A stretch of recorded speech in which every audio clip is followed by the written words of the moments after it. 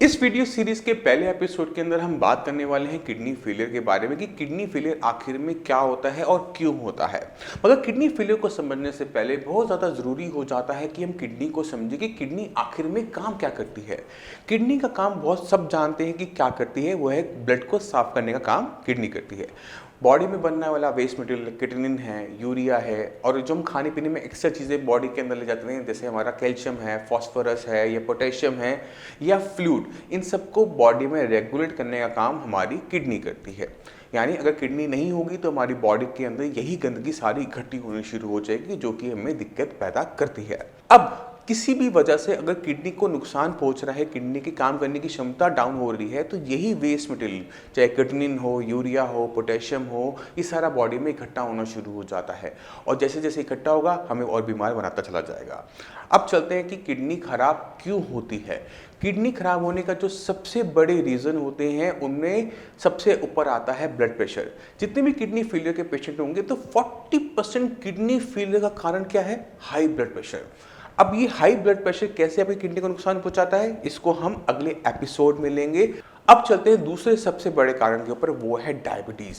अगर आपको डायबिटीज़ है, शुगर लेवल आपकी हाई बने रहते हैं, तो इस जो हाई शुगर आपकी बॉडी में बना, ये आपके सारे के सारे वाइटल ऑर्गन्स को नुकसान पहुंचाता है। चाहे वो आपकी आँखें हो, चाहे वो आपका हार्ट हो, चाहे वो आपके लंग्स हो, सबको नुकसान पहुंचा रहा है। तो इन सबको बचाने का काम कौन करता है?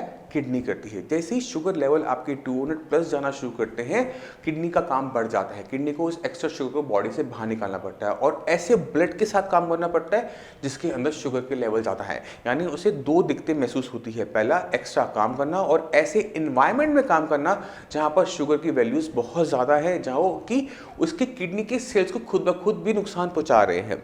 इसी वजह से हमें 40% केसेस देखते हैं, मिलते हैं डायबिटीज़ की वजह से, जिसे हम कहते हैं डायबिटिक नेफ्रोपैथी।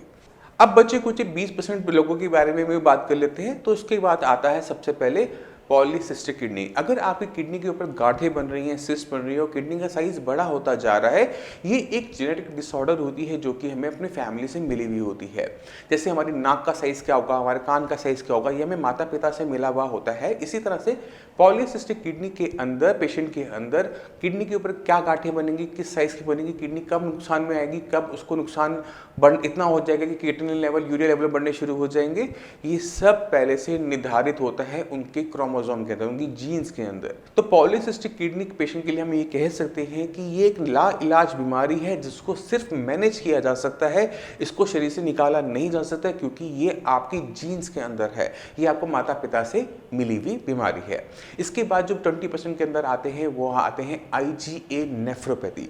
IgA नेफ्रोपैथी के अंदर क्या होता है कि हमारी बॉडी के अंदर जो हमें इम्यूनिटी होती है, जो कि हमें बाहर के इन्फेक्शन से बचने की क्षमता देती है, जो हमारे इम्यूनोग्लोबिन्स होते हैं जो लड़ाई करते हैं, अगर वो ही गलती से अपने शरीर के नेफ्रॉन्स को अपना शत्रु मान लें, अपना दुश्मन मान लें, तो उस पर अटैक करना शुरू कर देते हैं और उनका जो अटैकिंग प्रोसीजर होता है उसकी वजह से हमारे जो किडनी के अंदर इन्फ्लेमेशन पैदा होती है और किडनी के थ्रू प्रोटीन रिलीज होना शुरू होता है स्टार्टिंग स्टेज में। मगर जब ये फाइट बहुत लंबा चलता रहती है तो क्या होता है कि किडनी की काम करने की क्षमता भी डाउन होनी शुरू होती है और किटनिन लेवल, यूरिया लेवल बढ़ना शुरू हो जाता है। तो ये कंडीशन क्या होती है? IgA nephropathy. इसी की तरह एक और बीमारी होती है जिसे कहा जाता है lupus, lupus nephritis. Lupus nephritis के पीछे जो कारण है वो किसी को भी नहीं पता। लूपस नेफ्राइटिस के अंदर ही हमारी बॉडी ही अपनी ही को ही नुकसान पहुंचा रही होती है, मगर IgA नेफ्रोपैथी से अलग अलग तरीके से नुकसान पहुंचा रही होती है। इसके अंदर जो डैमेज होता है वो बहुत इंटेंस होता है, जिसकी वजह से किडनी बहुत तेज़ी से डेटोरेट हो रही होती है, उसके फंक्शन बहुत तेज़ी से जा रहे होते हैं और किडनी लेवल, यूरिया लेवल बढ़ने शुरू हो जाते हैं। तो ये था कि किस किस तरह से, किस किस बीमारी से हमारी किडनी की फंक्शनिंग को नुकसान पहुँचता है, क्योंकि सभी को हम CKD कह देते हैं कि आपकी किडनी धीरे धीरे खराब हो रही है, मगर इनके पीछे कारण अलग अलग होते हैं। इन कारणों को पहचानना और इन कारणों पर काम करना बहुत ज़रूरी होता है, क्योंकि अगर हम सिर्फ किडनी पर काम करेंगे तो कभी रिजल्ट्स हमारे हाथ में नहीं लगेंगे। मगर अगर हम किसी भी बीमारी की जड़ पे जाके काम करते हैं तो हमें रिजल्ट्स बहुत बेटर देखने को मिलते हैं। तो कोई भी किडनी फेलियर का पेशेंट होता है तो पहला स्टेप क्या होता है कि इनमें से कौन सी बीमारी उनकी किडनी की काम करने की क्षमता को डाउन कर रही है, किसकी वजह से किडनी लेवल, यूरिया लेवल बढ़ रहा है, उसको पहचानना।